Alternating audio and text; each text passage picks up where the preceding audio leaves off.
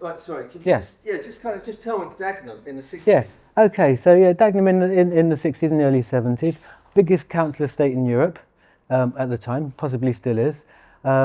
Lived in a little house that was built in the 1930s, and it's however you grow up, the place you grow up is normal to you. So council house, comprehensive school, and that was everyone I knew. I never knew anyone who owned their own house. It was that was what life was. And not masses of things to do.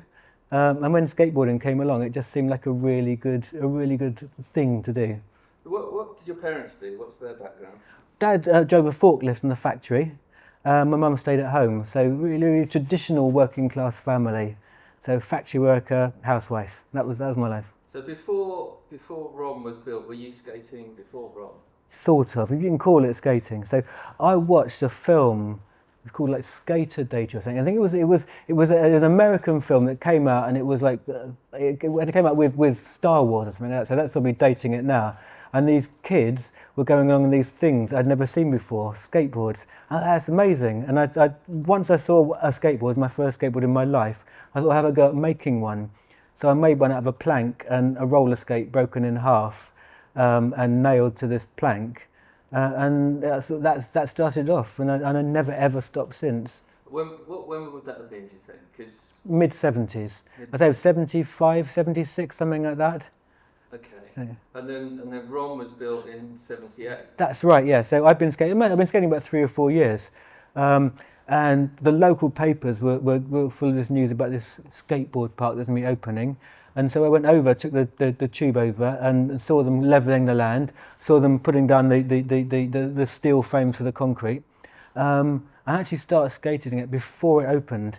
So the workers would be there laying the concrete, and I wait till they went home and try skating the place. Sometimes the concrete was a bit wet, so it wasn't necessarily good. But so it was some first ever skate park, really. Were the others doing that with you as well? Yeah, mainly kids from my school. So a big group of us went over there. It must have been such a pain in the backside for the builders and for the owners. And we wait till they're gone and climb over the fence and skate it. Do you remember any of those guys? Do you remember that? They've all stopped skating now. So all the kids at my school go. So there's a guy called John. I'm still in touch with on Facebook, but he's not skated since he was about 12 or something like that. So they've all stopped. I mean, one of the things that I kind of, because I'm a few years younger than you, but one of the things that I kind of really remember as a kid is getting hold of one of the skateboard magazines, Skateboard or whatever, one of the American ones, these big, thick, just full of ads. Yes. But just the images in there of kind of California pools and sunshine and in the mid-70s there was a huge heat wave, wasn't there? Yeah, there was. No, 76 I think there was. It was, it felt like a different world from a grey, rainy council estate in Essex. And I thought, this is the sort of life, this is a place I'd like to be. And somehow they've built this little corner of California, it's all grey and rain streaked, but nevertheless, little corner of California in Hornchurch. Is that how you felt about it? Yeah, I think so. So it was long summer days, summer holidays, I'd come home sunburned, and it felt like that. I felt like I was living in that magazine. How often did you go there? Every opportunity. So I would go both days of the weekend, Saturday and Sunday, and if I could go after school some days I would do that. So really, really regularly. And what was it like? Was it heaving with people? Were there loads of kids there? It was full of people, lots of kids, and no one really knew the etiquette at that time. Because skate parks are big on etiquette. Because if someone crosses your path, the consequences can be horrible. But no one knew that. So there were loads of little kids on boards all crashing into each other, and it was carnage at times. Yes. So I mean, you've got pretty good. I mean, one of the things I've sort of found in this whole project is that the amount of sort of love that people have for the place. I guess it's kind of a nostalgic view of it. But there's just, as soon as people have found out about this project, no one has said, no, I'm not interested in helping you. I mean, and I guess it does it is such an unusual place for, kind of Essex, Essex, that you have this California. It was a different world. And as I say, you felt different. You felt like a part of a different world. An interesting thing, when you went from the tube station or if you got the bus to Romford or whatever and walked down the road, you were dressed differently, you carried a board, you looked like a different tribe to the other people walking along. And if you saw others of your tribe, you'd always go over and talk to them, and you recognise each other as belonging to this secret society. There's still that element of it to skateboarding in many, even though skateboarding is quite big and mainstream now, there's still an element of being different to other people. And how do you find, when you tell people, I mean, Ian said when I interviewed Ian, when he tells people that he's a skateboarder, they look at him very, very strangely. Yes. Do you get that? I do get that. Not so much now. About in the 1990s, because skateboarding comes and goes, it rises, it falls. When it was really dead, and it was really out, people looked at you with pity if you said you were a skateboarder. Nowadays, actually, the thing you get nowadays, because it's sort of cool, and because I'm in my 50s, it's like you're one of those people who've just started, one of these sort of skateboard dads who's just started again. I've been a skateboard kid, a skateboard 20-something, I've been that forever. But people see you differently according to the times and according to how skateboarding's perceived. Interestingly enough, I find that it's kind of the younger generation that don't seem fazed by it. And it's more kind of our generation that look at you strangely. But I mean, my kids just think it's a normal. Yeah. I mean, do you find that with your daughters? Or? Daughters are used to it, but other kids, they're not too bothered by it. There's also a different culture, I think, with older skateboarders and younger ones. Pads is one thing, and helmets. I've been in hospital too many times not to wear pads and helmets. I'd rather look a bit silly and live than to be taken off on a stretcher.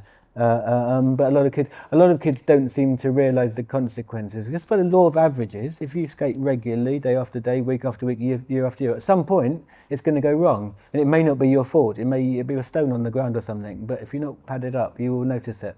Right. Yeah. I'm with you on that one. Let's see. So you said you used to go to Rome as much as you could every weekend. When was the last time you went? It was years ago. Because I live over the other side of London, I skated Bay 66 under the Westway, and I've just taken to riding a private vert ramp this guy's got in his back garden near where I live, and that's good and big. Yeah.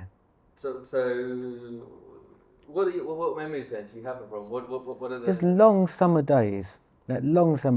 Just like spent all my time there. And you would, there were certain things. The pool was a really good thing. A bit tight by today's standards. It's got quite a sharp transition. It's very tight. There aren't many lines you can do in it. So it sounds like, I don't mean doing lines. I mean the big performance bowl.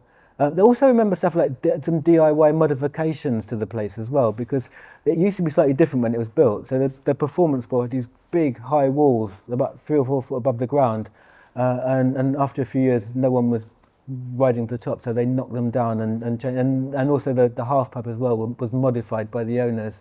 So there was some stuff, changes and things. So it's interesting. So you remember riding the performance when it had the full yeah. But it was just too high at the time to do anything on. Yeah, well, even now, I think getting speed up to get to the top is a lot of hard work on that terrain. It's that really rough concrete, isn't it? Yeah. Exactly. I mean, in your book, I read your book last week, the Living Dangerously one. Yes. And in that, you kind of talk about the sort of coddling of kids today. And when you go to Rome, I find it quite sad in that you go there on a sunny Sunday or a Saturday, and it's kind of deserted, pretty much. And I think talking to different people, I'm trying to gather, what the reason is for that. And I think it's a mixture of, you've kind of got free council parks down the road, you've got to pay to go to Rome. It's kind of, in today's skateboarding standard, skate park standard, I think it's kind of gnarly. You talk to people and they like it because of that. Yeah. And I wonder if you've got any thoughts on, if you think that from your experience of other skate parks you've been to, that Rome has this kind of, I think the big selling point is that it's like a grown-up skate park. I think it is. And I think there's been resurgent culture in grown-up skateboarders, that people are a lot of skate parks nowadays have what they call like old man's night, or the equivalent. And people are quite happy now to say, I'm old and I still do this, what of it? What are you going to make of it? And I think Also, skate parks do have a living culture to them, you know, and some of the newer council facilities, your parents can drive you there, drop you off and pick you up afterwards, and that's fine, but they don't have the same living culture to them. I think Rom has, for all its imperfections, it's grown up and over the years, and it's there are certain things which are tricky to ride, certain things are not very nice to fall off on, and yet people will love it because of that, because of its imperfections, and because of the long-term culture of the place. Yeah, I mean, there was a program last night. I don't know if you saw it, on kind of teenagers. Yeah. Did you see that? No, I didn't see that one. No. On teenagers growing up, and it's sort of saying why boys are more risk-taking than girls, and you know, there's because of this sort of dopamine fix Yeah, they yeah. need to get. But it's saying that now they're kind of getting it more from computer games. You Yeah. know, you get that same kind of rush that, you know, when we were kind of kids, computer games didn't do that. You had to do the risk-taking. Yeah. Going in the pool at Rom or in the performance bowl. And 2 weeks ago, I went to the Rom Jam, the BMX Rom Jam, and it was great because it was packed, and there was, you know, teenage kids all doing what we all used to do. Yeah. And it was just, you know, this is kind of what it should be. Yeah, I think it's doing risky sports is character forming in a way. When I see like teenagers who do this, there's two things you notice about them. Firstly, that to an outsider they appear off-putting. You worry that they're going to be like aggressive, they're going to be violent, whatever. And then when you talk to them, often they're the nicest people. What it is, I think that when you do these sort of sports, you get all of your aggression out and all of your rebelliousness out through the activity you do. So you can chill out afterwards. And so a lot of teenage BMXers, teenage skateboarders do incredibly risky things, and yet they're really nice people, really genuine people, and very friendly and very helpful to beginners. Yeah, I actually agree with you though. Sorry, exactly. So I take my daughter to Rom and she's 7. Yeah. I mean, you know, Rom now is kind of, it's run down, it's grotty. Yeah. You know, it's kind of like typical East End guy. You know, the community Yeah. there is kind of, most parents would be like, you know, I don't want my, you know, little Yeah. sweet girl going to a place like that. And she absolutely loves it there. Yeah. And I kind of can let her run through, and I see her, and she's talking to, you know, tattooed Yeah. BMXers with Mohicans, and they're just, and there seems to be this kind of cross-generational thing that you wouldn't get if you went to a free park. I don't think. I think there's almost like I don't know, maybe there's something about, because it's so small or it's such a closed community that, and because like you said, a secret society, that maybe you are part of that. You know. Yeah, I think to be there, you've made that choice to be part of that and not to go for the best, newest facility. And somehow that gives you membership of the club. And I do think because of it, that you know, the culture there is very friendly and very welcoming to outsiders and beginners. Yeah. Yeah, no, that's good. I mean, one of the things that, you know, you kind of talk about risk again and risk taking, and you see, you know, all the skate parks now, or most of them now, they're kind of full of scooter kids. Yeah. You know, kids on scooters. And one of the things that I'm talking to John, who's the owner at Rom, he said that, you know, business is kind of tough. You know, BMX is kind of, unless he does a big jam, you don't see many BMXers there. But the scooter kids aren't kind of coming through into skateboard. You would think, you know, there reaches a point on a scooter where you're like 14 where it's just not cool. Yeah. But they're not getting into BMX because the BMXers grew up kind of taking the piss out of the scooter kids. Yeah. So they're like, you know, oh, they're, you know, maybe I don't want to do that. But they're not doing skateboarding because it's a lot harder than riding a scooter. Yeah, it is harder. And you know, I guess really people look at scooters, oh, that's much easier to give my kid a scooter. Yeah. He can hold on, he's not going to fall off. There's much less of like, here's a skateboard. You know, I think kids now have to kind of, I want to do skateboarding. Yeah, but when we were playing, there wasn't that option, just a skateboard. Yeah, I think so. I think the safety aspect as well, as you often see parents going along with their kids, might be 8 or 9 years old, with a scooter, scooting along really gently in a park, and they have crash helmets and things on. And I mean, I'm a big fan of safety gear if you're doing something dangerous, but if you're just pootling along the road, you don't need that. You don't need that equipment. And I think that parents think that scooters are safer, which they are to some extent, as long as you don't do anything mad with them. And that for an adult, an adult who's never been on a skateboard will stand on it and fall off probably, because it is really tricky, even just the basics. Anyone can stand on a scooter and generally be sort of okay. So I think they encourage their kids to do scooters rather than skateboards because it seems less dangerous. It seems you're less likely to get badly injured, which is possibly true. I've been badly injured, and a lot of people I know have been fairly badly injured skateboarding, but you get over it, you live through it, and it makes you better and stronger. I mean, you're really kind of, you're into the whole adrenaline thing, aren't you? Yeah. Downhill mountain biking, Yeah. skateboarding. I mean, you're kind of like me. I've got a separated shoulder from mountain biking. Yeah. I mean, what is it that makes some of us do that? It's the thrill, I think, the feeling of being alive, the feeling of challenging yourself, of doing something that any sane person would never dream of doing. There's a sense of madness, and it just gives you that feeling of thrill, a sense of rushing. Yeah, I achieved that, and you feel better about yourself afterwards. You think you're a capable person. You can cope with risk and deal with it and triumph. Here's a question, going back to your youth. How did you escape Dagenham? Was it your decision, or was it your parents encouraging you in education? I think, okay, my dad being a factory worker, always always wanted his kids to get on in life. And until I was about 15 or 16, I didn't give a damn. I just did what I wanted to do. I went skateboarding all the time, to tell the truth. And I had no interest at all. And something happened, I don't know when, between what was then O-levels, with now GCSEs, and going into sixth form, I said, actually, no, I'd rather do something in my life. So I decided to work hard, and I did my A-levels, went to university, and went into advertising. And so it was just a sudden switch flicked in my mind that made me think, actually, I've done that like messing around now, I ought to just like get on in life. But when you went travelling though, didn't you? You did the Warwick Cairns. Yeah. When was that? How old were you when you did that? I was in my 20s.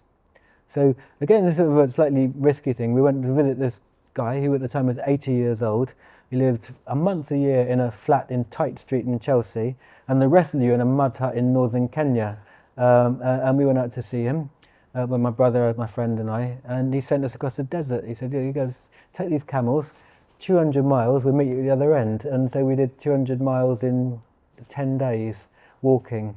With camels carrying our water. So, and again, it's one of those things, so like with skateboarding, you take risks, you overcome physical obstacles, and you think, yeah, I've done that. Same sort of feeling, really. Do you think, though, that kind of, that idea of travel and doing something adventurous was somehow kind of linked to the idea that, when you're in Rome, you are, in a magazine in California, you're at a pool in California, and it's sort of things, well, if this is here, what is out there? I wonder if that, I think so. There's a big thing about, with the pool, like the authenticity, the fact that it's got the tiles around the top like an actual swimming pool. It doesn't make the skating experience any better. It makes a little noise when you go over it, but they're slightly slippy. It doesn't improve skateboarding, but it makes you think this is a proper pool, a real one. And a big fuss about the authenticity of it. So you do feel like you actually, this thing that's been beamed in from California, you're actually in the real thing. Yeah, it's interesting. Yeah, to me, whenever I went to Rome as a kid, it was always kind of butterflies in my stomach sort of coming up the road there, and just the anticipation and the excitement of going to the place. Yeah, you do get that. I think because it's slightly challenging. Well, it is challenging, and you're going to push yourself. There's a slight risk in this. Something might happen to you, might not be pleasant, but you think it's going to be good anyway. So it's a mixture of excitement and fear within you. Yeah. Okay. Excellent. I mean, anything else you can think of that you want to say, or? Well, let me just think about this a bit. I mean, to me, the reason I kind of started on this journey was I just kind of sort of felt sad for the place. Yeah. And I thought there's got to be just try and this. I don't know. It's not going away. It's got the listed status now. They can't knock it down. But there were so many times I thought they were going to close it down. Yeah. As I say, skateboarding comes and goes in cycles, and there were times in the late 80s, early 90s where no one was really skateboarding, and the skate park looked in a pretty bad way, and it looked like it was going to close down, but it never did. Sometimes other sports come in, like BMX started coming in, and scooters coming in for good or ill. But it is a strange world. There's a sense of rebelliousness about skateboarding, and you think you're doing something different. And the thing is, when skateboarding's been going on for 40 or more years, how is that being rebellious by doing what your uncle did or your dad did or something like that? And so I think the cycles help as well. The fact that it's unfashionable for a while, and then when you create the new skateboarding, make it your own, then it's different from what the previous generation did. So even now, there are different waves and different generations of skateboarders that do it in different ways. Use different types of gear, different types of boards, do different tricks, skate differently. Yeah, I think you can kind of tell Rom is a design of its time. It's all about the carving and the kind of 70s style, Tony Albert style. Very much so with the snake run, which is the one aspect I don't think has ever really worked properly. It's very tight, and I skated it for absolutely years and years and years, and I think I used the snake run in the first week or two when I went there, and for all the years that followed, I never touched it, and no one tended to ride it. I think, part of the appeal, talking to some guys last Sunday, and when I was kind of riding as well, is the fact that you can kind of, these guys haven't stopped going there for 30 years. No. And they still like the fact you can never learn the place. It's constantly lines that you're learning over and over again, from the kind of the sort of top of the slalom run through the moguls into the pool, and I guess that is kind of quite unique in terms of design. Very much so, because a lot of skate parks are designed with this particular type of riding in mind. So a lot of modern skate parks are designed with street tricks, so there'll be like some blocks, some steps and things like that, and you can do certain things on them. Rom is quite varied. You've got the big performance bowl, you've got the pool, and you've got the things like the moguls, you've got all the different areas, the banked areas and everything. And I think that every generation can make it its own.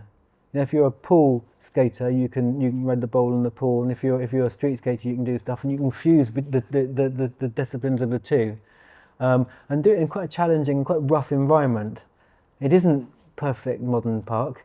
It's very rough, and by today's standards, not too brilliant. Because when it's kind of hit the downtime, like whole kind of skating, and the council parks got knocked down, these awful council parks, and then everything turned to ramps, didn't it? So I guess if you carried on skating and you weren't at Rom, then you were kind of doing half pipes. So it's a completely different style of riding, isn't it? You're not really carving on half pipes. It was a funny thing. I think you stick at a certain style, and I think I've stuck at ramp skating. So they did put in a big vert ramp at Rom for a while, and I think it got blown down in a great storm one year. I don't know if there's still one there now, but there's a big ramp they had there. So I am a ramp skater really, and if I go to Rom, I haven't been there for quite some time, I would skate the half pipe, and I would skate the ramps, and I would skate the pool as a ramp, side to side, and the performance bowl as a ramp side. So that's my style of skating really. So I've stuck in what is that, 90s? Yeah. Something. Okay. Yeah. No, I think that's nothing else I can think of. No, that's good. That's great. Yeah. Good. Anything else? Well, let me just think for a moment. I think I suppose I do wonder if Rom will still be here another 40 years' time, being a listed monument. And if it is, what people will look back on, whether people will still be skating then. And how they were doing it, and I'd be really interested. It'd be good if you could come back in that time and just see what they do, and see if there's a revival in earliest 21st century skating and things. Yeah, because doing the sort of the minimal amount of research I've done so far on YouTube, trying to find out footage. There's kind of you've got skate, BMX, and there was this weird period in the 90s where they had this kind of weird scooter, which was a hybrid between like a BMX and a scooter. Yeah. And that there was like a TV program presenting that on Rom, and then now you've got scooters today, the kids on scooters. And I just wonder, what the next thing will be, because with skateboarding going to the Olympics, like you're right, it's not such a rebellious. No, I know. But it's interesting. Anyone knows what that will be. But Rom at one time was very much on the international circuit.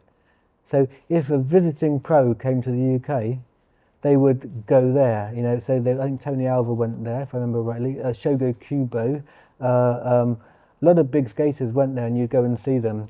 But then when newer parks were built, they sort of bypassed that. It became like a quiet backwater away from the main flow of things, which is how it is really. But actually, it's funny, it survived as that. It's become a little backwater, cut off from the main flow of skateboarding.